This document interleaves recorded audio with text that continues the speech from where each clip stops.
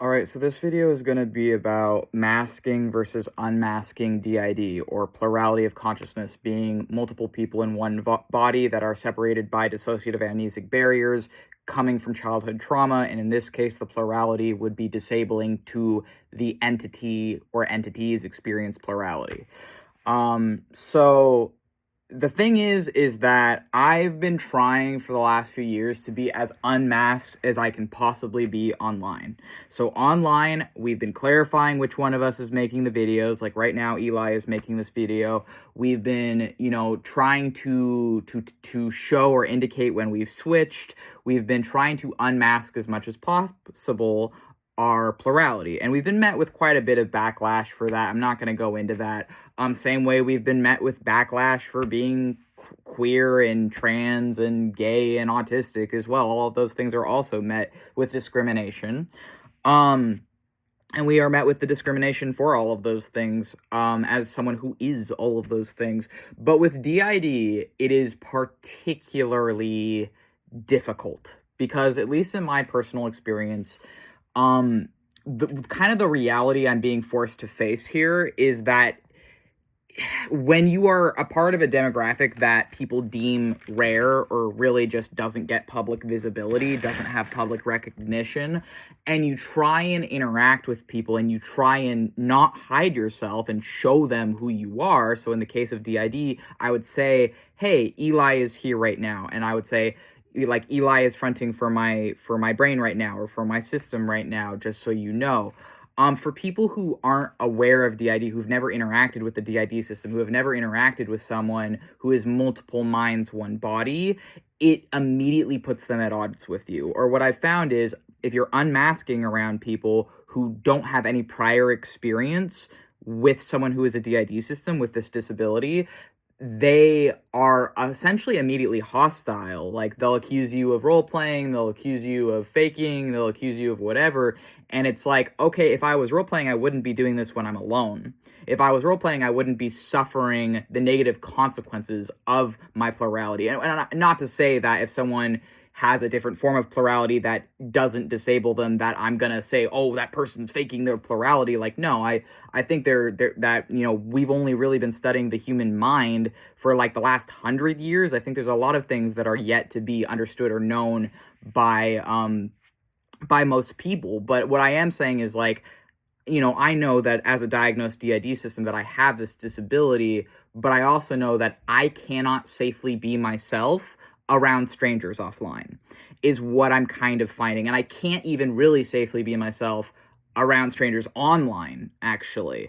So let me say this. Offline, I don't say I'm a D.I.D system unless the person has interacted with me, talked with me, and been around me for a bit. If I'm with the person, I've talked to them, I've introduced myself, and we're hitting it off, then I will tell them that I have D.I.D and autism. I actually say that I'm disabled before I mention being transgender or gay, because being disabled for me negatively impacts my life more than my being transgender or gay does, actually, in my specific case. My autism and D.I.D, I met with far more frequent discrimination for on a regular basis, both offline and online, than I would say I met with transphobia and homophobia. I will say, though, I met with a lot of transphobia and homophobia as well on a fairly regular basis. So, I switched to Max. That's all right. I'll continue filming. So Max is making the rest of this. So something I've been struggling with is, like, how do I talk to people and, like, exist with them honestly and authentically while not scaring them away, because, like, how much do I say when? What do I reveal when? Like, how do I just exist, essentially, as someone who doesn't fit in with society or mainstream beliefs, and whose mere existence essentially goes against what a lot of people believe? And so what I'm kind of finding is, not only do I have to essentially mask myself for my own survival or hide myself in person from people I don't know, because when I tell people that I'm autistic in a D.I.D system, they essentially, like, they take it bad. Like, they don't accept it. They take it pretty bad because they have whatever stereotype or myth in their head about these things that doesn't match up to reality. Unfortunately, a lot of these people, their only exposure to this disability is stuff like the horror movie Split, which is an absolutely disgusting and abhorrent, completely inaccurate representation of this disability. Or their only like exposure for autism is nonverbal autistic people, or people who are so impaired with their autism that they also have an intellectual disability, or they might be intellectually disabled. They don't understand the difference between intellectually disabled and developmentally disabled. Some autistic people are intellectually disabled, but not all of us are, and they don't really grasp that because they don't really study this stuff, right? They don't care. They don't have to know. They don't have to know about disabled people. They can live their entire life just kind of in their bubble of only really seeing visible disabilities, and they don't care, essentially, right? So it's really hard for me to know when to tell people I'm disabled. Like, when do I tell people? Online, immediately. If it's on my space, if it's in my spaces, like my YouTube channel, whatever, it's in my fucking bios everywhere, right? But I don't want to be immediately written off by potential friends. I don't want to be immediately written off by people who could have the capacity to learn, So I'm in this really difficult position where I want desperately to connect with humans, but I'm not given a chance because of who I am. I'm essentially immediately written off as soon as I tell people, and it's like, okay, so how do I find, because realistically, all of my friends offline are other witches. They're people that are not going to mock my religious beliefs, so I mostly hang out with other witches. There are other artists. There are other alternative people. There are other disabled people, and there are other LGBT people. Like, all of my friends are disabled. Not all of my friends are LGBT, but all of my friends are disabled offline. So I essentially feel, as a disabled person, that I can really only have healthy long-term relationships with other disabled people because of how excluded I've been by non-disabled people. But that's the thing with non-disabled people, is like, everyone's going to develop a disability at some point. Aging naturally causes people to develop disabilities. Like, as you age and get older, your eyesight goes, your hearing goes, your body starts to shut down, right? So it's really sad that so many people are ableist, because they are going to reach a point later in life where they are suffering from disabilities and wonder why things are so hard, and wonder why people are so mean, and wonder why people exclude them. And maybe then they'll think back on how they treated people like me. Maybe then they'll think back on all the people that they wrote off for being different. Maybe then it'll catch up with them. I do think that a lot of forms of discrimination and other things eventually catch up with people, and when they don't, well, it will in the next life. Anyways, I choose to believe that to an extent, but it's frustrating, because it's like, what do I do? Like, what do I do for people to give me a fucking chance, right? Like, should I just, like, not tell people and be knowing in my head that I'm multiple people the whole time? Do I tell them? Do I not tell them? It's really, really hard, because, like, I want to live in a world where it's safe to just be who I am. And I feel like in order to create that world, I have to just be who I am and put up with whatever vitriol, bullying, harassment, rude comments, or even just things that aren't even intended to be rude sometimes if it's in person, but still are microaggressions, right? And it's like, what do I fucking do to just exist in this society that doesn't want to accept people like me exist, that doesn't want to hold space for people like me, doesn't want to be safe for people like me, doesn't want to acknowledge people like me? And I'm struggling with that, because I feel like there has to be, like, I can't just be all of myself all at once, because then I'm just alone, essentially, right? And that's what I've been doing. And then I'm alone, and my only friends are other disabled people. And I love all of my friends. Don't get me wrong. I fucking love all of my in-person friends. But I'm not going to deny I'm fucking lonely, even with my in-person friends. All of us are disabled, so it's really hard to get together. Like, it's really hard to, like, make plans, get together, do stuff when all of your friends are disabled, yourself included. Like, that is the drawback, is that we're all dealing with our own stuff, so it can be difficult to, like, do you like my beard? I'm growing one. Anyways, so it's hard to, like, but I guess, like, my struggle is, like, I'm kind of thinking where I'm at with this is I don't have to tell people, because I'm trying to reframe it, right? Like, maybe if I'm just getting to know someone and I don't know them yet, maybe I should wait until I know them to tell them, or at least until I can tell if they're safe. What I'm thinking is I'm telling people way too soon into the relationship, because I can't gauge safety. I can't gauge when it's appropriate to like tell them who I really am. So I just tell them as soon as possible, rip the Band-Aid off, right? But then I end up alone.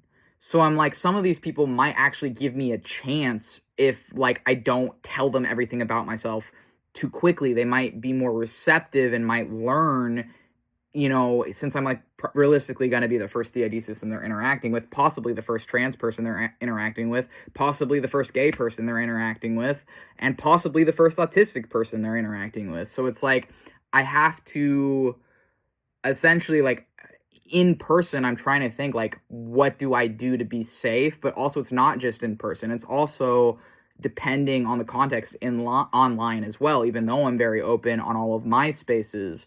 So if I'm not in a space that's my space, what I'm thinking I should do is, and I don't want to see it as masking, because it's really, I mean, it is, but it's for my own survival, right? What I'm thinking is wait until they give me a sign that they're a safe person for me to tell. So what I think I'll probably do is, like, wait until I get to know someone. I'm going to try this. I'm going to wait until I've talked with someone for a bit longer so I can gauge, and then I'll tell them more in depth about my disabilities. Because for now, it's like I'm telling people every time I switch, or I'm trying to tell people every time I switch. And I've made a habit of this. Like, obviously, even just in this video, I'm making a habit of consciously telling people, because it helps me to, like, mitigate the dissociative amnesia, but it also helps me to like not mask. So it's like, it's really this double-edged thing where if I don't mask, I am alone, because society does not accept people like me, accept other people who are adjacent to me, right? But if I do mask, I could maybe have more relationships and then kind of gauge when it's, I guess, appropriate to let them know in more depth who I am, because I'm never going to be one mind, one body. My goal as a system isn't to try and integrate to one mind, one body. Some D.I.D systems, that is the goal, or they believe that is possible. I've met someone who used to be a system and believes that they are now one person, one body, and I respect that for him. But for me, that's not the goal. My goal isn't to, like, merge into one sense of self. My goal is to live as I am and find peace and happiness. And we've done a lot of self-work and a lot of work into our trauma to be functional, to be functionally plural, as opposed to dysfunctionally or destructively plural. So, and I don't even think it would have to be, well, because of the nature of this form of plurality specifically coming from childhood trauma and childhood abuse, and D.I.D coming from childhood abuse and childhood trauma, I think a lot of us do have to go through a period of healing, whether that be with a psychologist, a doctor, a therapist, or whether that be just with your other personalities, healing each other, as was our case. Like, we healed each other. Most of that work we did with each other, through, like, shadow work and through our witchcraft and through our spirituality and other things, and also, in our case, demonolatry, because we could not get that help from professionals. Like, we wanted to, but we were not able to. We were actually diagnosed diagnosed with D.I.D during when we were already, like, in the midst of doing our shadow work essentially on our own. But anyways, it's like, and that was reckless and dangerous in some ways, but also it was needed. Like, we had to do the work that we did in order to accept ourselves and heal ourselves.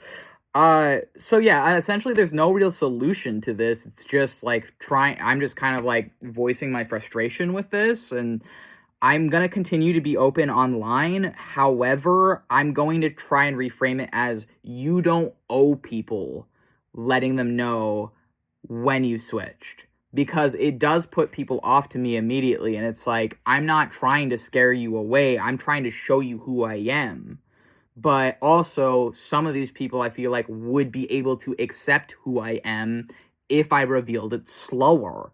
So I'm like, I guess for my own safety, both offline, but also partially online, I'm gonna try and slowly reveal myself instead of just everything all at once, like showing them who we are and it being like, they're like pretend we're like an angel and they're just like screaming, they're like, I don't understand. And it's like, be not afraid. It's like, that's how it feels being a D.I.D system or someone who experiences plurality sometimes. Or for me, it's like I'm just this like fucking shining like rainbow with a bunch of fucking eyes and wings, and it's like, we are here, and they're like, what the fuck is that? I've never seen anything like that in my life. And I'm like, okay, I gotta like reel it back because it's too much for them with my autism and D.I.D. But yeah, that's how it fucking feels. That's how it feels, literally. But yeah, anyways, so that's this video. Hopefully this helped someone out there. If this did help you or resonated with you, or you felt seen by this, or it touched you in some way, feel free to like and subscribe, or comment. I've been doing usually like comments where some of my stuff is you can only comment if you've been subscribed to me for like a day. But yeah, anyways, I'll see you guys later.